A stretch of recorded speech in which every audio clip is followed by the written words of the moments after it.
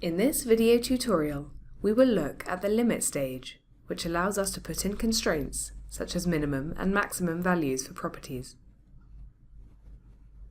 Let's open the Level 2 database and use the Chart Select function to open the Selection Project panel. In the selection stage, we have the option of Chart, Limit, or Tree. Let's create a limit stage. Click on Limit and a new tab opens. 3 buttons are at the top of the page: Settings, Apply, and Clear.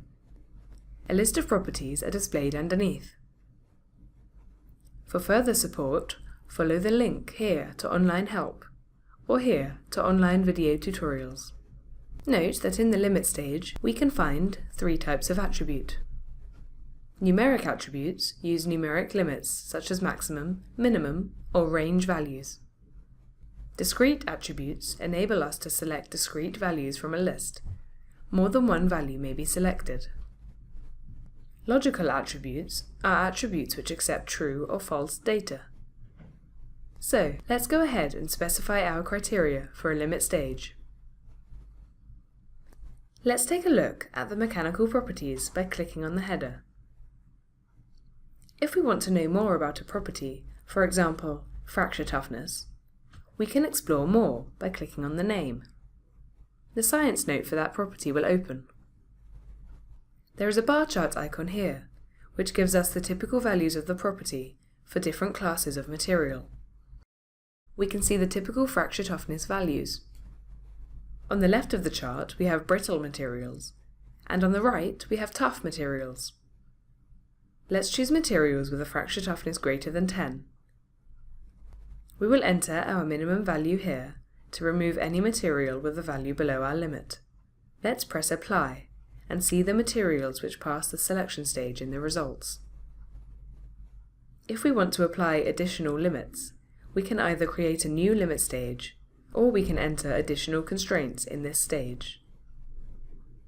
Let's add other limits in the same stage. The price of a material is often a consideration, so under General Properties, Price, let's identify materials that cost less than $5 per kilogram by entering a maximum limit. This removes any materials with a price above $5 per kilogram. We might also like to select a material which has excellent durability when exposed to fresh water. In Durability, Water and Aqueous Solutions, and under Water, Fresh, we will pick the discrete attribute Excellent. We may want a material which is also recyclable.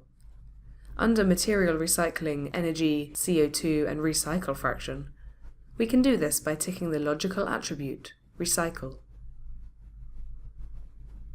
So, we have chosen 4 limits to refine the selection of our records. Applying these additional constraints, we can see the updated result list here. In the following video tutorials, we can see how to use the tree selection stage, as well as the other tools available in CES EduPack.